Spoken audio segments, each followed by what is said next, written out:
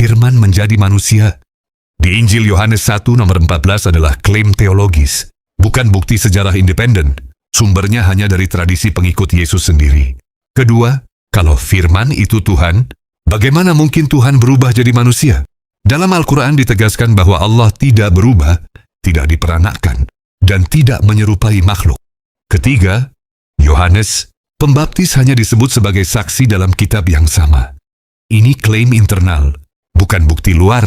Jadi, itu keyakinan iman Kristen, bukan fakta yang tak terbantahkan.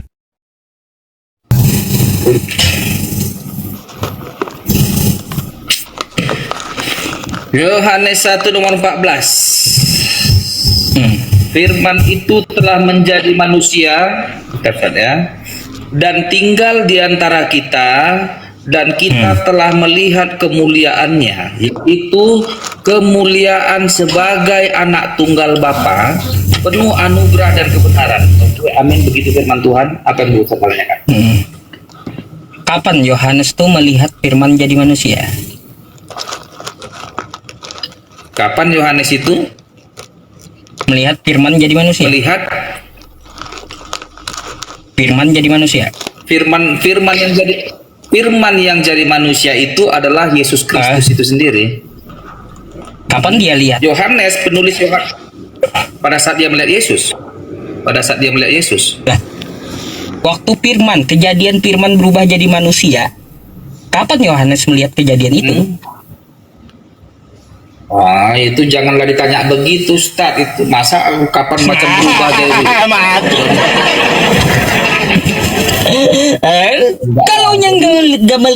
Kalau nggak melihat, ngapain ditulis gitu? Berani kali menuliskan, mengasumsikan firman jadi manusia. Kalau yang nggak lihat, itu kan kitab-kitab Yohanes, kesaksian dari Yohanes, saksi mata katanya Yohanes itu. Kalau dia saksi mata, Yohanes ini kapan melihat firman jadi manusia? Pada saat dia melihat Yesus itu. Yesus itu adalah sang firman. Kejadiannya kapan? Kejadiannya kapan?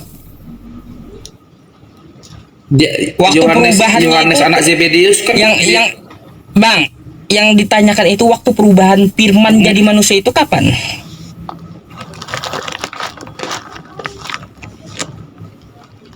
Firman jadi manusia kapan?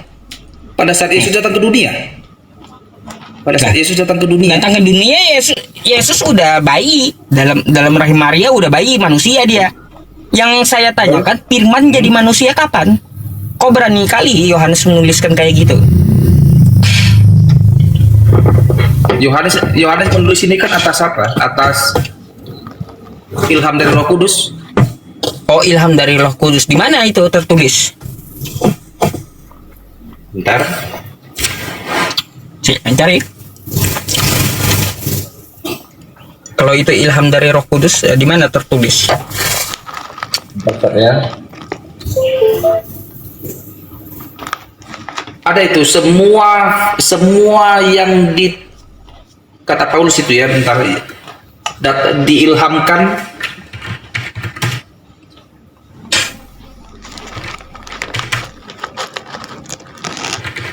apa? Kau mau cari Timotius 3 gitu? Timotius 3 nomor 16.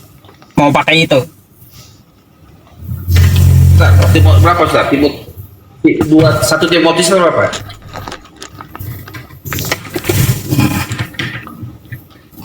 Semua yang diilhamkan, apa itu diilhamkan oleh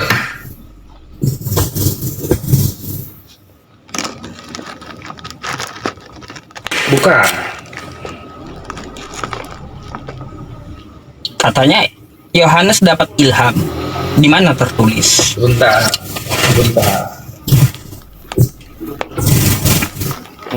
Oh, 2 Timotius 3, bentar. 2 Timotius 3 nanti.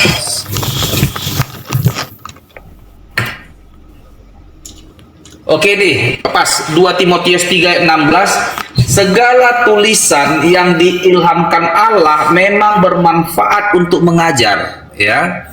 segala tulisan yang diilhamkan oleh Allah memang bermanfaat untuk mengajar, untuk menyatakan kesalahan, dan untuk memperbaiki kelakuan, dan untuk mendidik orang dalam kebenaran. Gak nyambung, Bang. Sebentar, ku garis bawahi. Sebentar. Nyambung. Yang ditanyakan tulisan Yohanes. yang diilhamkan Allah. Sebentar. Segala tulisan yang diilhamkan Allah, tulisan ini Kepada? jadi ini semua kan Kepada tulisan siapa? Allah. Oke, bermanfaat kepada siapa? Kepada apostel. Siapa saja yang menuliskan ini, Injil ini adalah diilhami oleh Allah. Diilhami oleh Roh Kudus. Iya, Yohanes terima ilham itu di mana tertulis gitu. Jangan begitulah pertanyaannya, Yohanes. Macam kita cari kecampuran. Lah, itu yang saya tanyakan dari tadi. Ada pertanyaan Ustaz ini, aduh. Bukan Kata begitu, Ustaz. Anda, Jadi begini dia. kata Anda sendiri Sama yang juga. ngomong. Sekarang kalau balik lagi Ustaz, apakah itu Al-Quran diilhami oleh Allah, ditulis oleh Allah? Loh, Apakah enggak Allah kayak yang gitu ilhami proses Al-Quran. Enggak kayak gitu proses Al-Quran, beda dengan kitab Anda. Kalau apakah Al-Quran itu adalah pernyataan Allah? Bukan juga, bukan kayak gitu, bukan yang Anda pikirkan itu Al-Quran bukan. bukan pernyataan Allah. Al-Quran bukan pernyataan Allah. Al-Quran itu firman Allah, bukan pernyataan Allah. Pernyataan apanya? Ya iya udah. Perkataan Allah. Perkataan Allah kan? Saya mau tanya tadi, itu dulu dicariin. Ilham Aku udah jawab. yang turun kepada Yohanes itu tertulis di mana? Oh enggak ada tertulis lah. Lalu ngapain Kedua, kau bilang dia terima ilham? Ngaco berarti ngarang kau dustai saya dari tadi. Berarti dari tadi kau bohongi saya. Jangan, tidak. Jadi 2 Timotius 3 ayat 16, segala tulisan ini yang saya diilhamkan cari, Allah. Bang, yang saya cari itu bukan segala tulisan. Ilham yang turun ke Yohanes itu di mana tertulis? Udah dibilang segala tulisan di sini. Si Yohanes kena, Markus kena, Paulus kena, siapa? Semua yang tertulis ini diilhami oleh Allah. Begitu, Ustaz. Makanya ini kitab suci. Ini adalah firman Allah. Kenapa? Karena segala tulisan ini adalah diilhami oleh Allah. Saya bukan nanya itunya. Yang saya tanya, ilham yang diturunkan kepada Yohanes itu tertulis di mana gitu. Paham nggak? Paham. Ya udah, spesifik- di mana tertulis? Kalau spesifiknya, di mana ilham tertulis di sini? Di mana tulisannya bahwa ilham ini diilhami oleh Allah kepada Yohanes itu nggak tertulis memang. Nggak ada di sini secara pribadi spesifik. Gitu. Berarti ngarang Yohanes tuh ya? Tapi nggak boleh juga kita bilang ngarang. Ngarang berarti tuh Yohanes tuh. Terbukti ngarang kalau kayak gitu. Nggak ada datanya. Maka jika nggak ada datanya jadi ngarang. Lah, ya iyalah ngarang jadinya. Dari mana dia dasarnya? Ngarang berarti itu Yohanes. Firman jadi manusia. Semua. Oke, jadi ngarang semua lah. Berarti kalau gitu tuh ngarang semua lain, nggak betul semua lain. Kalau kayak gitu. Ya iya, ngarang semua itu jadinya. Iya. Nggak bisa gitu. Jadi gini deh, Ustaz. Alkitab ini adalah kitab suci, betul pertama ya. Alkitab ini adalah firman Allah. Kenapa kau bilang firman Allah? Karena ini adalah 100% enggak? 100% firman Allah. Kenapa? Coba Karena ini datang. buka Lukas 1. Boleh, berapa? Lukas 1 sampai 3. Firman Allah 100%. Mimpi kau. Mimpi kau, firman Allah 100%. Berapa? Ya, Lukas 1 sampai 3. Lukas 1 sampai 3. Ya, Lukas 1 sampai 3. Lukas 1 ayat 3 atau Lukas 1 pasal 3 gitu. Ya, dari nomor 1 sampai 3 gitu.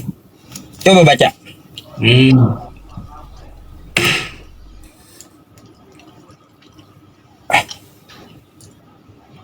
Oke, Lukas.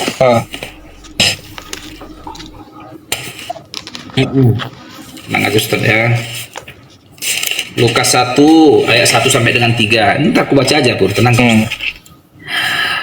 Virus yang mulia, banyak yang telah berusaha menyusun suatu berita tentang peristiwa-peristiwa yang telah terjadi di antara kita, seperti yang diteruskan kepada kita oleh mereka yang dari semula adalah saksi mata dan pelayan firman.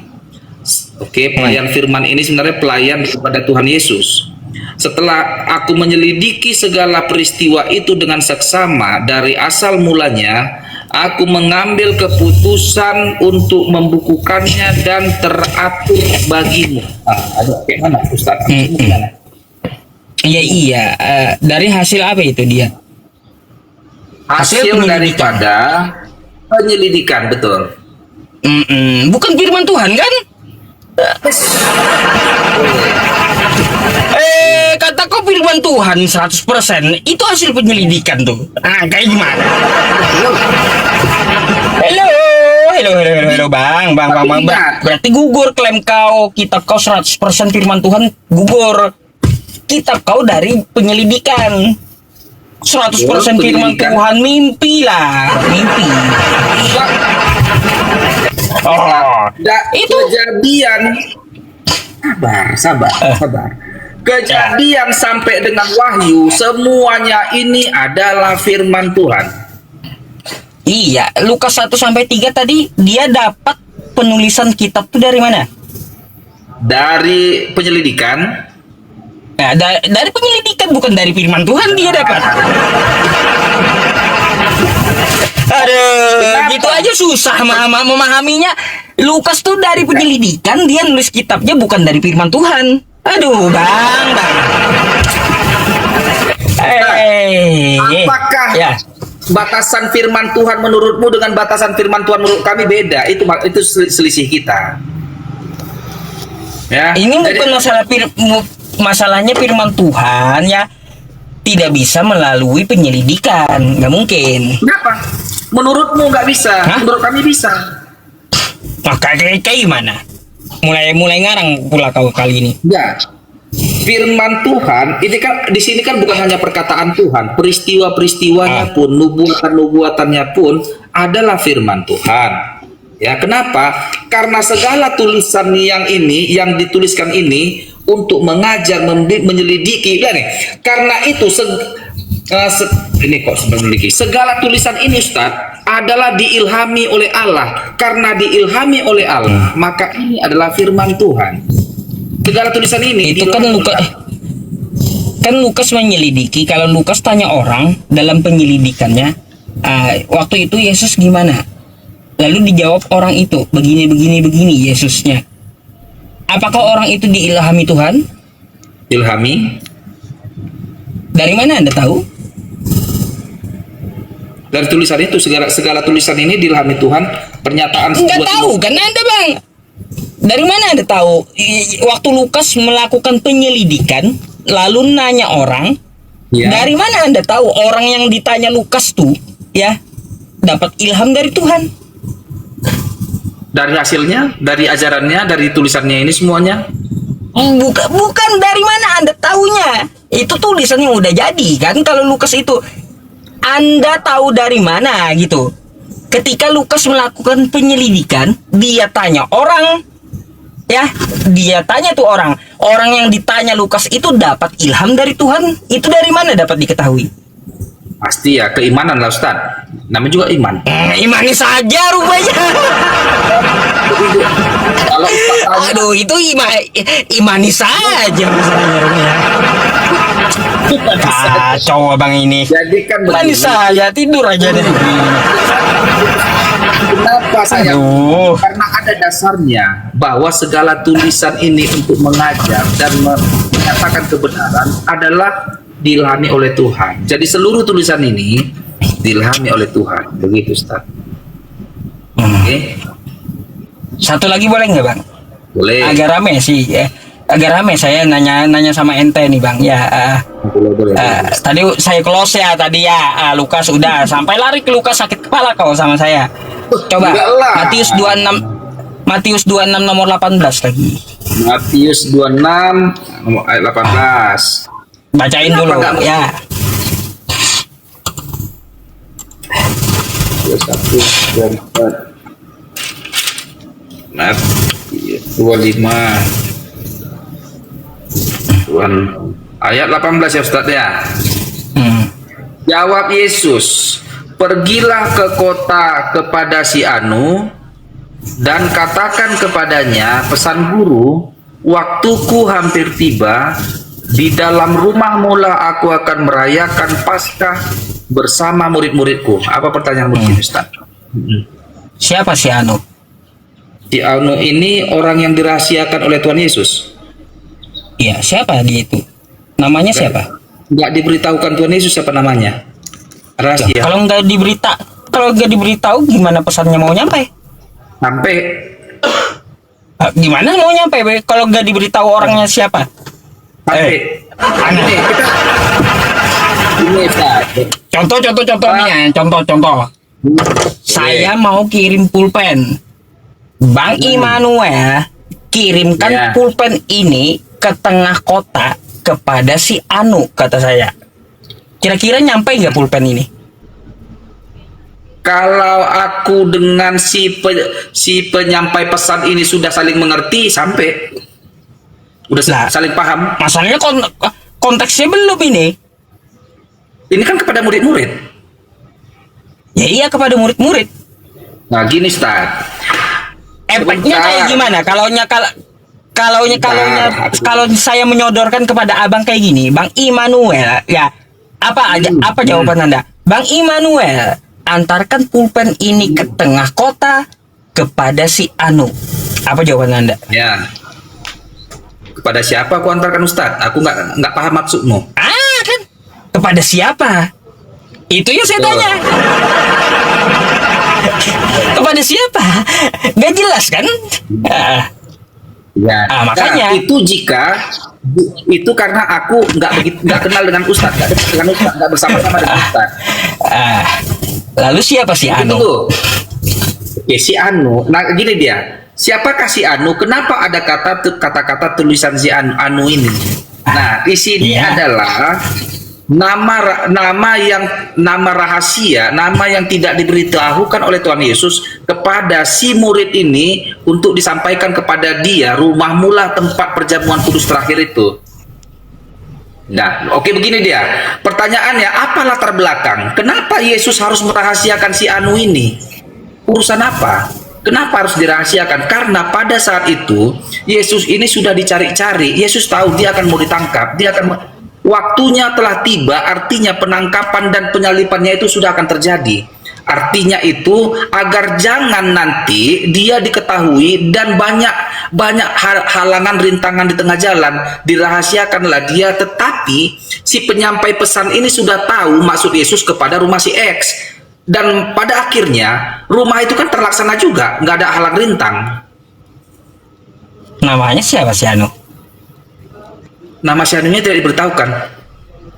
Nggak tahu, nggak jelas berarti.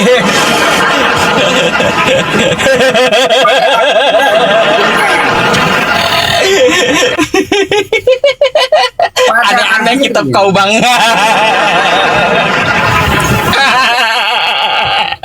Kan gitu.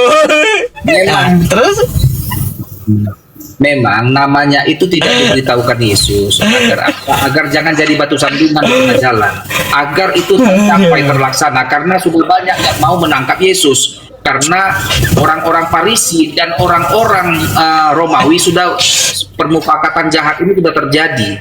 Jadi agar jangan terhalangi karya keselamatan ini, dibuatlah Yesus mengatakan pergilah ke rumah si Anu. Nggak dikasih tahu namanya. Rahasianya itulah kode rahasianya agar terlaksana karya keselamatan. masih penuh misteri si Anu ini.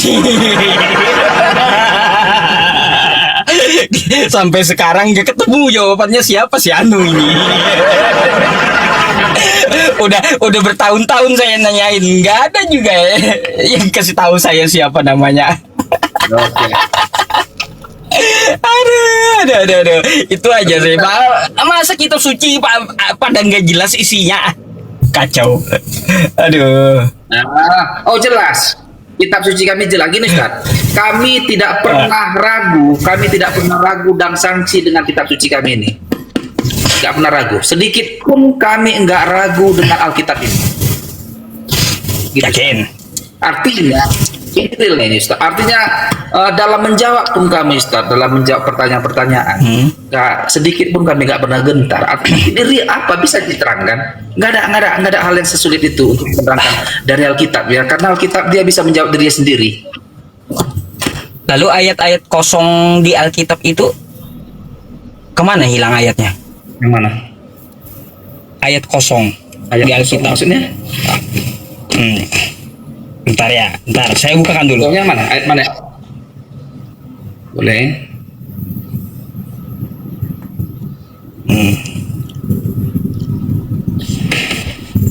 Nih.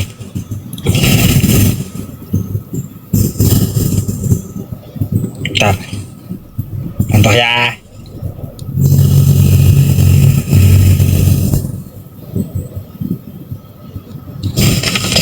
Nah, nih Bang, ya.